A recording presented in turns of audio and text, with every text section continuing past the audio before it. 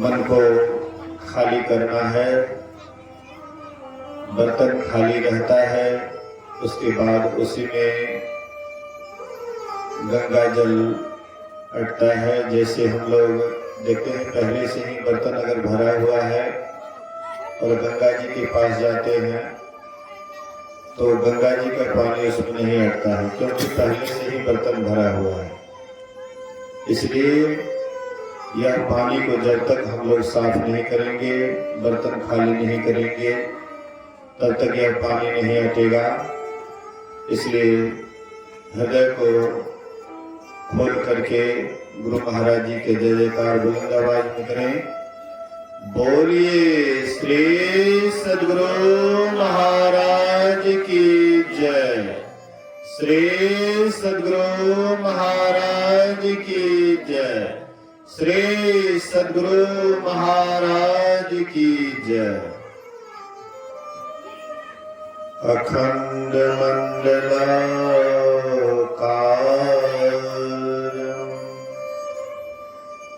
व्याप्तं येन चराचरं तत्पदं दर्शितं येन तस्मै श्री गुरुवे नमः। धन्य धन्य सतगुरु सुखद महिमा कहिए न जाए। जो कछु कहो तुम्हारी कृपा, मोते कछु न बसाए। सर्वत्र सर्वदा वर्तमान सद्गुरु महाराज जी के पावन चरणों में कोटि कोटि नमन। उपस्थित गुरुजन, धर्म प्रेमी सत्संगी बंधुओं, पूजनीय माताओं तथा भक्तिमती बहनों,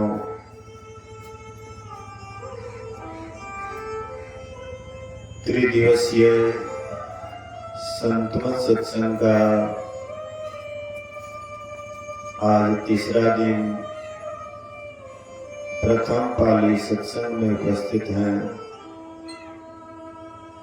कोई भी कार्य बिना कारण का नहीं होता है। यहाँ पर भी जो सत्संग हो रहा है, इसके पीछे भी कारण है। हम लोगों के बीच से एक माता जी चल बसी है। हालांकि चलना सबको है, आज जाएं या कल जाएं, सबको यहाँ से चलना है। इसलिए चलने से पहले अगर हम चलने की तैयारी कर लेते हैं तो रास्ते में परेशानी नहीं होती है। जैसे कोई बाहर की यात्रा करते हैं, दिल्ली, पंजाब या विदेश की यात्रा करते हैं, तो पहले से ही बट खर्चा जमा कर लेते हैं, व्यवस्था कर लेते हैं। उसके बाद जब वे यात्रा करते हैं, उसका यात्रा बड़ा सुखद होता है। और जिनके पास में व्यवस्था नहीं रहती है यात्रा करने में, तो वह एक दूसरे का मुंह निहारते रहते हैं, देखते रहते हैं। मैं कभी कभी पहले रेलगाड़ी पर यात्रा करता था, तो किसी आश्रम से दूसरे आश्रम पर चलना था तो पहले ही जलपान बना करके रख लेते थे। उसके बाद रेलगाड़ी पर जब यात्रा करते थे तो हम लोग आनंद से, मजा से खाते पीते जाते थे। लेकिन जिनके पास नहीं था खाने के लिए, तो वह एक दूसरे का मुंह निहारते थे। तो एक सुधीर बाबा मनियारपुर के थे, तो हम लोग ऐसे ही परोठा खा रहे थे। देखिए एक आदमी ऐसे हाथ बिथारे हुए हैं, तो बाबा क्या किए तो उसको दे दिए। भिखमंगा। ऐसे ही हम आपको भी यात्रा करनी है, बहुत लंबा यात्रा है। कबीर साहब कहते हैं, लंबा मार्ग दूरी घर, विकट पंथ बहुमार, कहो संतों क्यों पाइए दुर्लभ हरि दीदार। लंबा मार्ग है, रास्ता बहुत लंबा है, और वह घर दूर है जहां हम आपको पहुंचने से सदा की शांति मिलती है, लेकिन वह घर बहुत दूर है। विकट पंथ बहुमार, उस रास्ते में बहुत परेशानी होती है, चल जाता है, बहुत कुछ सहना पड़ता है। कहो संतों क्यों पाइए दुर्लभ हरि दीदार, क्योंकि परमात्मा का दर्शन इसीलिए बड़ा दुर्लभ है। अगर सुलभ होता तो सबके सब उस ईश्वर को पा लेते, ये बड़ा कठिन है। लेकिन कठिन है, लेकिन असंभव नहीं है। जिन ढूंढा तिन पाइयां, जिन्होंने उस परमात्मा को ढूंढा उसको भरपूर मिला। हम आप बाहर में खोजते हैं, हम आप बाहर में खोजते हैं सुख शांति। बाहर में सुख शांति रहता तो कितने आदमी बड़े बड़े धनी हैं, तो वे तो बहुत जल्दी उसको प्राप्त कर लेते। लेकिन बाहर में वह धन नहीं है, वह संपत्ति नहीं है। असली संपत्ति, असली धन सबके भीतर में है। परमात्मा ही वह असली संपत्ति है, और उसको प्राप्त करने के लिए ही संत महापुरुष कहते हैं, ज्ञान और योग का अवलंब लेना पड़ेगा। जब तक ज्ञान नहीं होगा तो आप कौन चीज कीजिएगा। लोग मनमाना पूजा पाठ करते हैं, पूजा पाठ में बहुत सामग्री भी जुटाना पड़ता है। बोलिए श्री सद्गुरु। आप लोग थोड़ा सा ध्यान दीजिए, इधर सत्संग के समय में जो है ना, हाँ इधर उधर नहीं देखिए, ध्यान दीजिए बढ़िया से। हम लोग जानते हैं कि आप लोगों की मजबूरी है सत्संग सुनना, इच्छा से सत्संग में आप लोग नहीं बैठे हुए हैं। हृदय आप लोगों का सत्संग में बैठने की नहीं है, लेकिन मजबूरी है। करेंगे क्या, बाबा लोग अब बैठ रहे हैं, बैठे हुए हैं, अब बारंबार कर रहे हैं बैठने के लिए, बातों काटते हैं तो नहीं बनता है, इसलिए मजबूरी से बैठ जाते हैं। लेकिन मन तो इधर उधर ही घूम रहा है। लेकिन इससे आप तो ज्यादा लाभ नहीं होगा। घर यहाँ पर बैठ करके अगर आपका दिल दिमाग यहाँ नहीं रहेगा तो ज्यादा लाभ नहीं होगा। तन के साथ मन भी बैठना चाहिए। आपका शरीर यहाँ बैठा हुआ है, अगर मन यहाँ नहीं है तो पूरा लाभ नहीं होगा। हम लाभ ही खोजते हैं, लाभ के लिए हम सब काम करते हैं, चाहे मजबूरी हो या स्वेच्छा से करते हैं। लेकिन कोई भी काम करते हैं तो सबसे पहले लाभ खोजते हैं। कोई भी काम करते हैं, हम आप सत्संग में बैठे हुए हैं, हम आपके मन में होगा कि सत्संग से क्या लाभ होता है, सत्संग करने से क्या लाभ होता है। जब तक लाभ नहीं समझ में आएगा तो करने में मन नहीं लगेगा। विद्यार्थी को हम लोग क्यों पढ़ाते हैं, अपना बेटा बेटी को इंग्लिश मीडियम में या बढ़िया स्कूल में क्यों पढ़ाते हैं? इसका कारण क्या है कि बेटा पढ़ेगा, नौकरी करेगा, ज्यादा पैसा कमाएंगे, लाभ होगा, हमको बुढ़ापा में बैठा करके खिलाएंगे, परेशानी नहीं होगी, लाभ के लिए ना। बच्चे को पढ़ाते हैं लाभ के लिए, जी जान लगा देते। कितना आदमी तो जमीन बेच करके बेटा को पढ़ाने में लगा देते हैं कि बेटा पढ़े, अब पढ़ करके कुछ करे। लेकिन बेटा नहीं पढ़े तो वो तो अलग बात है, लेकिन माँ बाप तो जी जान लगा देते हैं। इसी तरह से आप जानते हैं कि बुढ़ापा का ही सहारा होगा मेरा बेटा अंतिम समय में, क्योंकि पैसा कमाएंगे तो हमको सुख देगा। लेकिन क्या पता वह बेटा आपको सुख देगा कि नहीं देगा, इसका कोई ठिकाना नहीं है। लेकिन जो धर्म की रक्षा करते, धर्म उसकी रक्षा करते हैं। हाँ, धर्म रक्षति रक्षितः, धर्म की जो रक्षा करते हैं, धर्म उसका रक्षा करते हैं। आप सत्संग करिएगा, सत्संग करते हैं, इसमें भी हम लाभ खोजते हैं कि सत्संग करने से लाभ क्या होता है भाई। एक सेठ जी विदेश से आ रहे थे, बहुत सामान था, ऐसा ऐसा था, तो अकेले सामान उठाना बड़ा मुश्किल पड़ रहा था, तो कुली को ढूंढने लगे। अथागा बड़ा कंजूस सेठ जी, बहुत कंजूस था, खर्च ज्यादा कहीं भी ज्यादा नहीं करना चाहता था, तो कुली खोजने लगा। कुली से पूछते, भाई फलाने जगह जाना है, सामान उठा करके कितना पैसा लोगे? तो कहते हैं 50 रुपया लगेगा। किसी ने कहा 40 रुपया लगेगा। बोले अरे तुम ज्यादा बोलता है, अरे कम से कम बोलो ना। बोले कि आपको कम खर्ची कुली चाहिए कल? बोले कि हाँ। बोले कि 3 नंबर प्लेटफॉर्म पर कम खर्ची कुली है, हाँ उनसे जाकर के आप मिल लीजिए। तो सेठ जी गए वहां, जाकर के पूछते हैं कि कम खर्ची कुली कौन है? तो कहते हैं कि मैं ही हूं। तो कितना लोगे? फलाने जगह हमको जाना है, कितना लोगे? बोले 5 रुपया।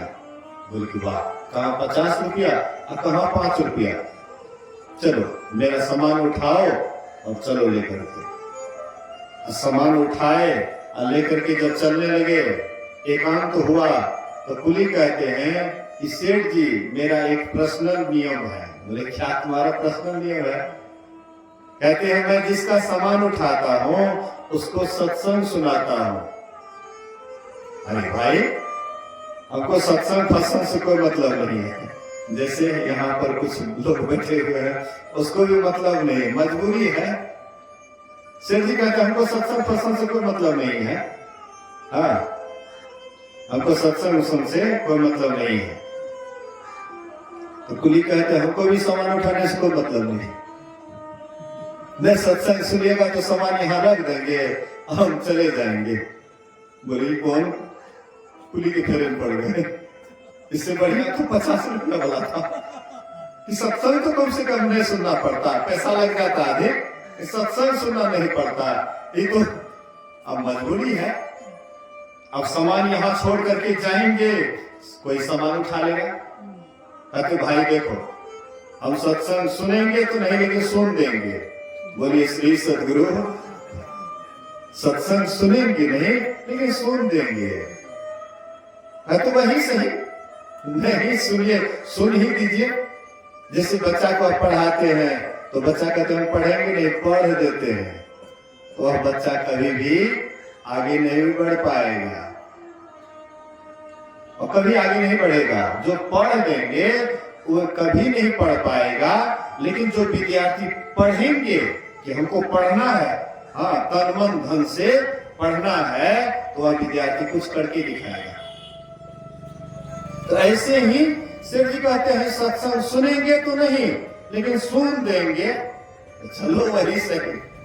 हाँ तो वे सत्संग सुनाने लग जाते हैं। ये ओंकारी भरते हुए जा रहे हैं, जाते जाते सेठ जी का घर आ गया। अरे सत्संग फत्संग बंद करो, सामान रखो, पैसा लो, जाओ।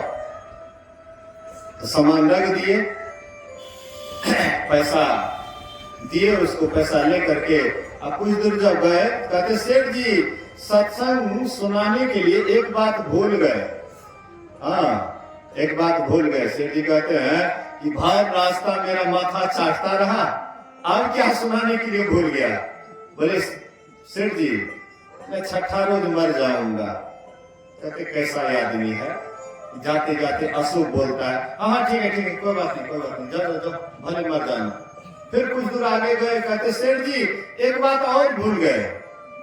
बोले अब क्या भूल गया? कहते 7वां दिन आप भी मर जाइएगा। कहा 6ठा दिन मैं मरूंगा, तो सेठ जी कोई खास, हाँ जा कोई बात नहीं मर जाना। और जैसे बोले कि 7वां दिन आप भी मर जाइएगा, अब सेठ जी काटो तो खून नहीं लगा कि कहीं उसके पैर तले जमीन खिसक गई। सेठ जी चिंतित हो गए कि अब क्या होगा। फिर एक बात से थोड़ा मंसूबा हुआ कि पहले वही मरेगा तब न हम मरेंगे, पहले छठा दिन वो मरेगा और 7वां दिन में हम मरेंगे। तो दिन गिनने लगे, आज कौन दिन है, कौन दिन है, रेव छे। हाँ, तो रविवार, सोमवार, मंगलवार, बुधवार, गुरुवार है, शुक्रवार। ओ आज शुक्रवार है, अच्छा पता लगाते हैं वो कुली का क्या हाल है। तो लगाते हैं, वहां गए प्लेटफॉर्म पर, दूसरे पुलिस से पूछते हैं भाई कम खर्ची कुली कहाँ है। बोले 12 बजे रात को मर गया। नहीं देखते हैं चिता जो जल रहा है, उसी का चिता अभी नहीं जल रहा है, उसी का चिता। सेठ जी समझ गए कि हम सोचते थे कि वह कुली साधारण था, लेकिन वे महान व्यक्ति थे, जो बोले वही हुआ। अब सेठ जी को लगा कि हम भी बस एक दिन के मेहमान हैं, इसलिए सेठ जी एक दिन के मेहमान समझ करके अब क्या करेंगे, प्रभु का स्मरण करने लगे, सबसे क्षमा मांगने लगे। भाई हमसे गलती हो गई, तुम्हारा इतना बेईमानी की, इतना शैतानी किए, क्षमा कर दो। अब तो हम एक ही दिन का मेहमान है, हम लोग बेईमानी शैतानी क्यों करते हैं, सोचते अभी बहुत जीना है। जैसे आपको मालूम हो जाए कि हमारी कल ही मृत्यु होगी, आपको कुछ अच्छा लगेगा, परिवार, बाल बच्चा, घर सब लगेगा काटने के लिए दौड़ता है, कुछ भी अच्छा नहीं लगेगा। मौत को नहीं जानते हैं इसलिए आपको अच्छा लगता है, और मौत को जान जाइएगा तो कुछ भी अच्छा नहीं लगेगा। सब लगेगा कि कुआं की तरह कहीं इस कुआं में गिर न जाओ। ऐसे ही शिव जी को लगा घर परिवार जमीन जायदाद कुछ भी अच्छा नहीं लग रहा था। किसी तरह से हाँ एक दिन बिताए, दूसरा दिन शेर जी भी मर जाते हैं। शेर जी की मृत्यु हुई और गए यमलोक। यमलोक में यमदूत लेकर के गए यमराज के पास और कहते हैं कि ये जीवन भर पाप ही पाप किया है। कहते हैं कहीं पर पुण्य का खाता भी है इसका, थोड़ा सा भी। बोले कि हाँ एक दिन सत्संग सुन दिया था, सुना तो नहीं था लेकिन सुन दिया था, यही थोड़ा सा इसके पास में पुण्य की पूंजी है, बाद बाकी तो जीवन भर पाप ही पाप किया है। तो कहते हैं सबसे पहले थोड़ा सा पुण्य है, इसलिए पहले स्वर्ग दिखाओ। आप बहुत बड़े पुण्यात्मा हैं, जीवन भर पुण्य किए हैं, अब थोड़ा सा अगर आपसे पाप हुई है तो सबसे पहले आपको नरक की यात्रा करवाएंगे। पुण्य बेसी है और पाप कम है तो पहले आपको नरक की यात्रा करवाएंगे और फिर आपको स्वर्ग की यात्रा करवाएंगे। ये नियम है। अगर पाप ज्यादा है पुण्य कम है तो पहले स्वर्ग भेजेंगे। युधिष्ठिर जी महाराज थोड़ा सा पाप किए थे, इसलिए पहले उसको नरक ही जाना पड़ा, उसके बाद स्वर्ग गए। तो थोड़ा इसके पास पुण्य था, अब पाप बहुत सारा था, बल्कि पहले इसको स्वर्ग दिखा दो और उसके बाद सदा के लिए नरक में डाल देना, सब दिन नरक में सड़ते रहेंगे। तो इसको लेकर के गए स्वर्ग। स्वर्ग में जाकर के हाँ जैसे स्वर्ग गए तो देखते हुआ कुली हाँ सत्संग कर रहे हैं, अब बहुत हाँ वहां पर बैठ करके सत्संग सुन रहे हैं। हाँ तो इसका दिमाग ठनका है, देखते हैं यहाँ भी यह कुली आराम से सत्संग कर रहा है और बहुत आदमी सत्संग सुन रहे हैं। बोलिए श्री सद्गुरु। जो यहाँ पर शांति से रहते हैं, अच्छा काम करते हैं, मरने के बाद भी वही काम वो करते हैं। जिसको यहाँ जो काम पसंद है, मरने के बाद भी आपका संस्कार रह ही जाता है, ये बात याद रखिएगा। अभी आपको सत्संग अच्छा नहीं लगता है और मरने के बाद आपको अच्छा लगेगा सत्संग। आपका शरीर मरेगा ना, आप थोड़े मरिएगा। अरे आप तो सब दिन रहने वाले हैं, आप पहले भी थे, आप अभी भी हैं, आप बाद में भी रहेंगे। शरीर मरता है, आप नहीं, तो आप तो रहिएगा। संस्कार अभी आप जैसा अपने आप में बनाए हुए हैं, मरने के बाद वही संस्कार लेकर के जाइएगा। अभी आपको सत्संग अच्छा नहीं लगता, मरने के बाद ये अच्छा नहीं लगेगा। अभी आपको संसार की विषय वस्तु अच्छा लगता है, मरने के बाद भी वही आपको अच्छा लगेगा, इसलिए आप नीचे जाएंगे। तो कुली को यहां पर भी सत्संग बढ़िया लगता था, शरीर छोड़ने के बाद वहां भी सत्संग कर रहे थे, बहुत श्रोता बैठे हुए थे। तो देखते हैं कि यह कुली हमको थोड़ी देर के लिए सत्संग सुनाया, इसी के पुण्य प्रताप से मैं स्वर्ग आया, लेकिन इस बार हमको बड़ा प्रेम से सत्संग सुनना है। बोलिए श्री सद्गुरु महाराज की। बहुत प्रेम से कुली बैठ गए, एकदम प्रेम से सत्संग सुनने लगे। थोड़ी देर जब होता है तो उधर से यमदूत कहते उठो उठो उठो, थोड़ा समय हो गया, उठो। इधर से कुली कहता है, अरे थोड़ी देर के लिए उन्होंने सत्संग सुना पृथ्वी पर, इसके लिए स्वर्ग आया। अभी जो सत्संग सुन रहा है, क्या इसका फल नहीं मिलेगा? क्या करके अपने मालिक से पूछो। धर्मराज के पास गए यमदूत, कहते हैं कि वो तो बड़ा प्रेम से सत्संग सुन रहा है, बड़ा प्रेम से सत्संग सुन रहा है, इसलिए क्या करें? बोले कि अब उसको सदा के लिए स्वर्ग में छोड़ दो। बोलिए श्री सद्गुरु महाराज। स्वर्ग में छोड़ दो, अब ये वहीं रहेंगे, क्योंकि सत्संग प्रेम से सुनता है। देखिए, सत्संग सुनने से स्वर्ग ही नहीं, यहाँ तक कि परमात्मा धाम भी हम प्राप्त कर सकते हैं, परमात्मा को भी पा सकते हैं।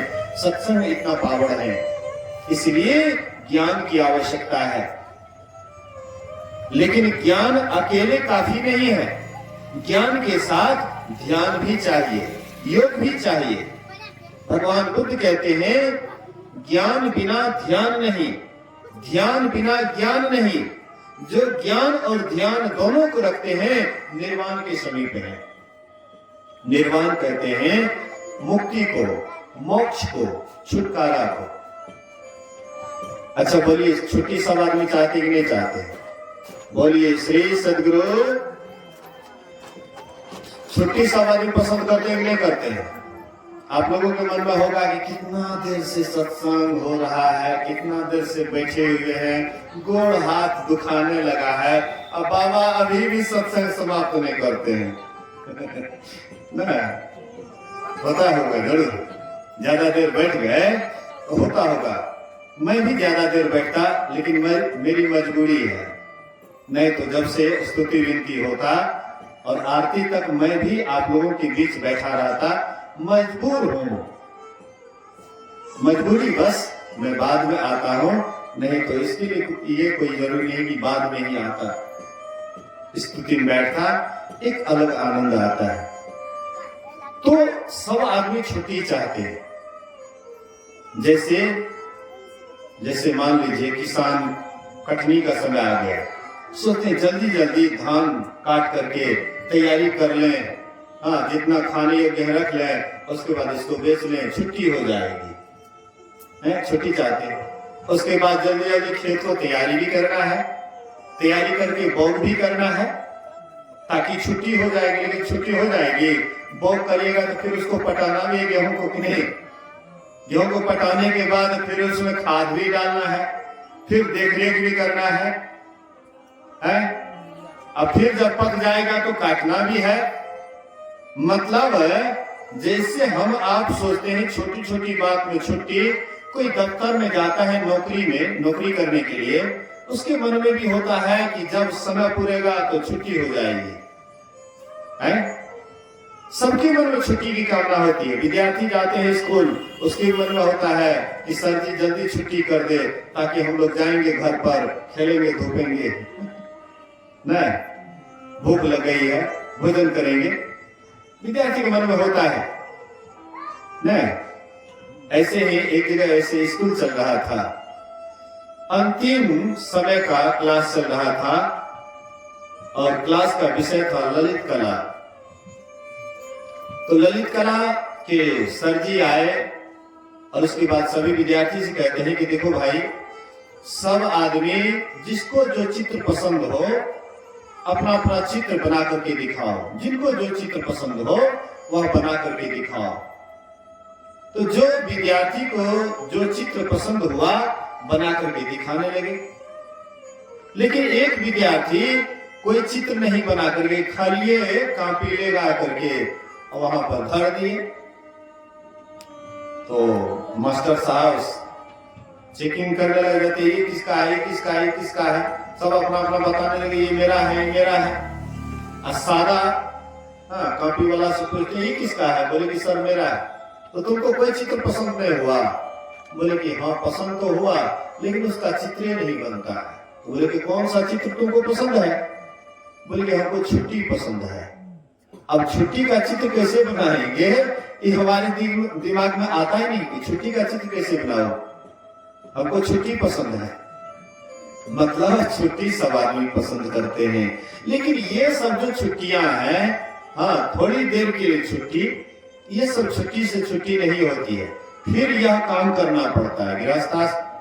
गृहस्थी एक बार आप काट लिए, तैयारी कर लिए, लेकिन फिर वह काम करना पड़ता है, फिर वह ताल आता है। 6 महीने 2-4 महीने 6 महीने पर ताल आते रहता है और छुट्टी लेते रहते हैं, ये सदा की छुट्टी नहीं है। लेकिन संत महापुरुष कहते एक ऐसी भी छुट्टी है जो सदा की छुट्टी हो जाती है। वह कौन सी छुट्टी है, उसी को कहते मोक्ष, उसी को कहते निर्वाण, उसी को कहते परम पद, उसी को कहते निःशब्द।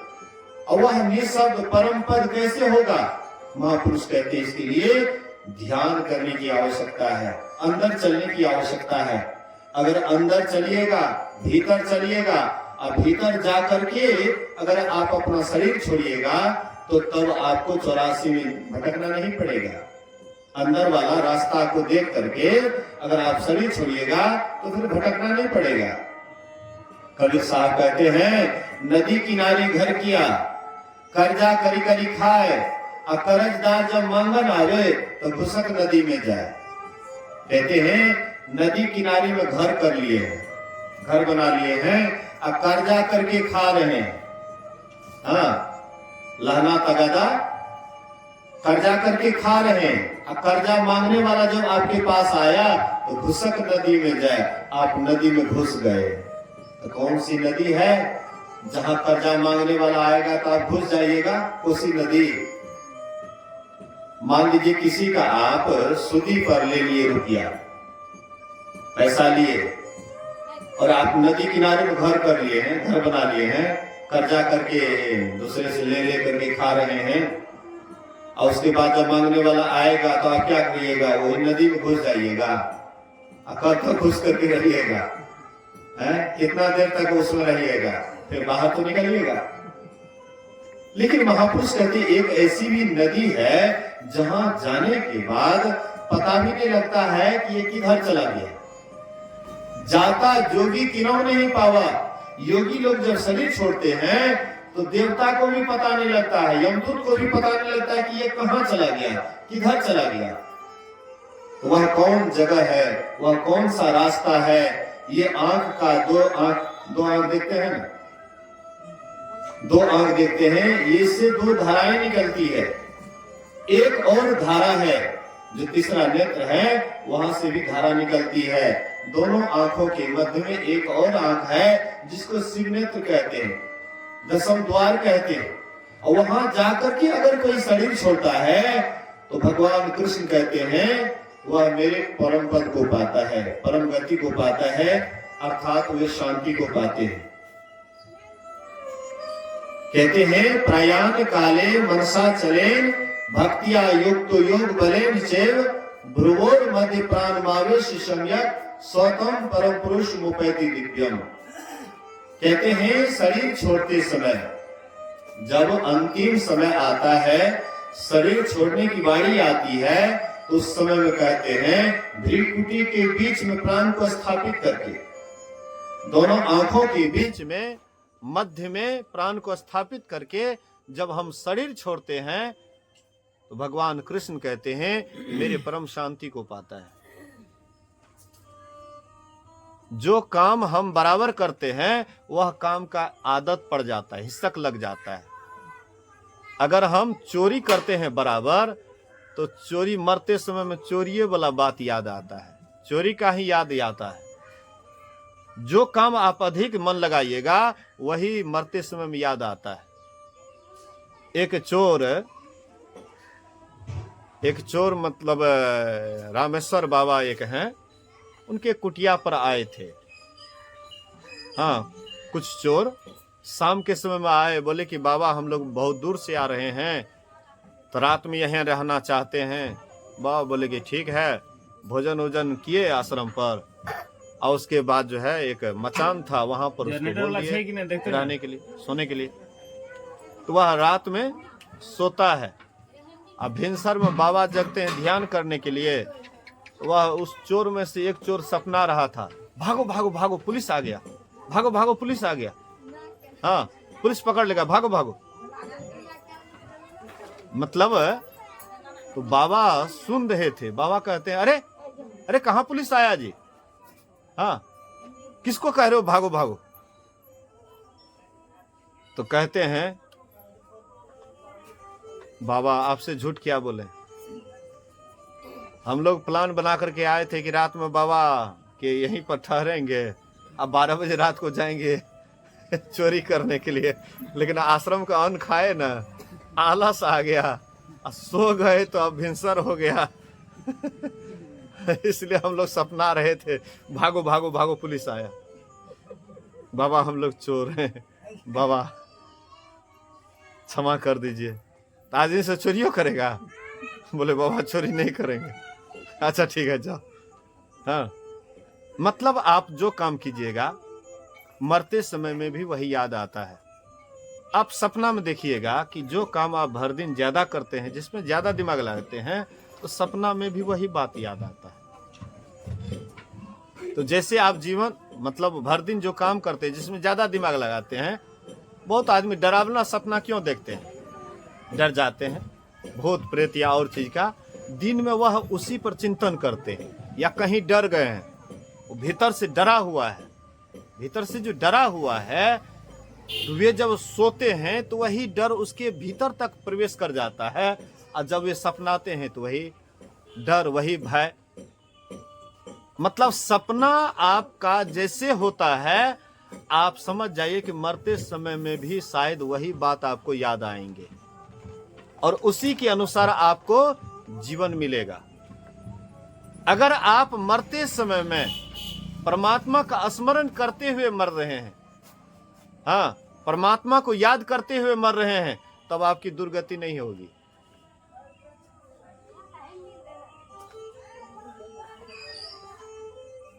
भागलपुर में बोलिए श्री सदगुरु, बोलिए श्री सदगुरु। भागलपुर में एक कलेक्टर साहब थे, तो गुरु महाराज जी के दर्शनार्थ बराबर आते थे। एक बार जब वे दर्शनार्थ आए, हाँ, तो गुरु महाराज जी कहते हैं, गुरु महाराज जी से कहते हैं कि हुजूर मेरा ट्रांसफर हो गया यहाँ से, हाँ लेटर आ गया है, ट्रांसफर हो गया है। गुरु महाराज कहते हैं आपका ट्रांसफर नहीं हुआ है, आप बढ़िया से जा करके देखिएगा। बोले नहीं हजूर हम बढ़िया से देखे हुए देख करके आए हैं, मेरा ट्रांसफर हो गया है। हाँ, कहते नहीं नहीं जाइए ना, आप बढ़िया से देखिएगा। हाँ, और जब दोबारा ये गए और जा करके देखते हैं तो सही में ट्रांसफर नहीं हुआ था। हाँ, तो थोड़ा सा संतावना हुई। हाँ, उसके बाद बराबर आते थे, फिर कुछ दिनों के बाद, कुछ वर्ष के बाद आए, बोले हुजूर इस बार ट्रांसफर हो गया। गुरु महाराज कहते हाँ आपका ट्रांसफर हो गया, आपका ट्रांसफर हो गया है, आप जहां जा रहे हैं उधर से उन्नति करके आइएगा। हाँ, जो आप पद पर हैं उससे उन्नति करके आइएगा, मेरा आशीर्वाद है। तो गुरु महाराज जी का आशीर्वाद हुआ। गुरु महाराज आशीर्वाद देते हैं कि पद उन्नति करके आइएगा। तो वे गए दूसरे जगह, और दूसरे जगह जा करके वह हाँ पद उन्नति करके आए, प्रमोशन हो करके आया, और उससे भी ज्यादा बड़ा अवसर बन करके आता है। तो गुरु महाराज जी के चरण में आए, प्रणाम करते हैं, कहते हुजूर का आशीर्वाद सार्थक हुआ, मैं उससे भी बड़ा अफसर बन करके आया हूं, प्रमोशन होकर के मेरा आया है। तो हम लोग क्या चाहते हैं, प्रमोशन या विमोशन? हम लोगों को मनुष्य शरीर मिला है, हाँ, तो हम लोग जो है एक अच्छे पद पर आए, लेकिन इससे हम लोग प्रमोशन की तरफ जाना चाहते हैं, विमोशन की तरफ। हम लोग 84 में घूम रहे थे, सांप, चुचुंदर, कुत्ता, गधा, बैल, ये सब शरीर में घूम रहे थे। उससे हम लोगों का प्रमोशन हुआ, मनुष्य शरीर में आए। इससे भी हम लोगों को और ज्यादा ऊंचा पद चाहिए कि और नीचे की तरफ जाएंगे। तो संस्कार हम जैसा बनाएंगे वैसे ही बनेगा। अगर हम कुत्ता गधा वाला मनुष्य शरीर में रह करके कुत्ता गधा वाला अगर संस्कार को पालेंगे तो हम लोग शरीर छोड़ेंगे तो कहाँ जाएंगे? कुत्ता बिल्ली में ही तो जाएंगे। गुरु महाराज जी के एक शिष्य थे सत्संगी, वे शरीर छोड़ते समय उसको याद रह गया कि बगीचा नहीं लगाए। काश अगर बगीचा लगाते तो बाल बच्चा सुखी रहता, खाता पीता बढ़िया से। बगीचा नहीं लगाए, खैर का वृक्ष नहीं लगाए। पहले खैर का वृक्ष का बड़ा वैल्यू था।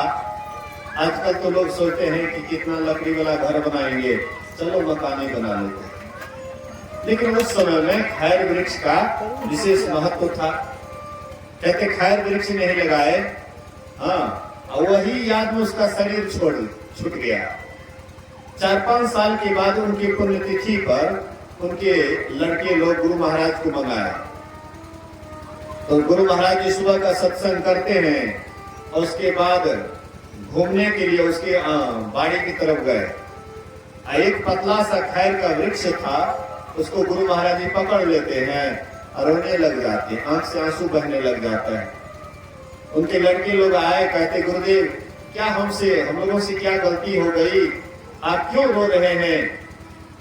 गुरु महाराज कहते हैं कि तुम्हारे पिताजी बड़ा बढ़िया सत्संगी था, लेकिन शरीर छोड़ते समय उनको खैर वृक्ष का याद आ गया कि खैर बगीचा नहीं लगाते तो बच्चे लोगों को सुख मिलता, उसका काम होता, लेकिन नहीं लगा पाए, हम मर रहे हैं, लेकिन खैर वृक्ष नहीं लगा पाए। यही याद में तुम्हारा पिताजी शरीर छोड़ दिया, ये देखो यही वृक्ष बन करके ये जन्म लिया। इसको काटना नहीं, जब अपने ही आयु से ये सूख जाए उसके बाद इसको काटना, इसके पहले नहीं। क्या पता हम लोग भी शरीर छोड़ेंगे, कहां चले जाएंगे इसका कोई पता नहीं है। लेकिन संत महापुरुष कहते हैं कि अभी तुम अपने भीतर में झांको, अभी तुम कौन चीज का सपना अधिक देखते हो। बहुत आदमी को जब प्रेम हो जाता है गुरु महाराज से, सत्संग से लौ लग जाता है, तो उनको सत्संग के बिना नहीं रहा जाता है, ध्यान के बिना नहीं रहा जाता है। और रात में सपना भी देखते हैं तो देखते हैं कि कहीं पर हम सत्संग करें, कोई बाबा आए हुए हैं, सत्संग सुना रहे हैं, हम सत्संग सुन रहे हैं, हम ध्यान कर रहे हैं, ध्यान करते करते नींद खुल जाती है, स्तुति करते करते नींद टूट जाती है। अगर ऐसा शुभ सपना हो तो समझ जाइए कि आपका भविष्य अच्छा होने वाला है। अगर अशुभ सपना हो, संसार की बहुत इधर उधर की बात सपनाते हैं, समझ जाइए कि आप नीचे गिरने वाले हैं। तो नीचे कोई नहीं जाना चाहता है, दुख कोई पसंद नहीं करते हैं, सब आदमी सुख पसंद करते हैं। असुख भी कैसा, जो सदा का हो, एक दिन का सुख हो और बाद बाकी दुख हो, कौन चाहता है? सदा का सुख सब कोई चाहते हैं, लेकिन वह सदा का सुख जब तक अपने भीतर नहीं चलेंगे, हम जिनसे बिछड़े हुए हैं जब तक उससे नहीं मिलेंगे तब तक वह सुख नहीं मिलेगा। हम किनसे बिछड़े हुए हैं? हम ईश्वर परमात्मा से बिछड़े हुए हैं। जीव जबते हरि के बिलगानियो, तबते देह गेह में जानियो, माया बस स्वरूप बिसरायो, यही भ्रम ते नाना दुख पायो। जीव जब से हरि से अलग हुआ, परमात्मा से अलग हुआ, तब से ये शरीर संसार को ही अपना समझने लगा और इसी कारण से ये बहुत प्रकार का दुख झेल रहा है।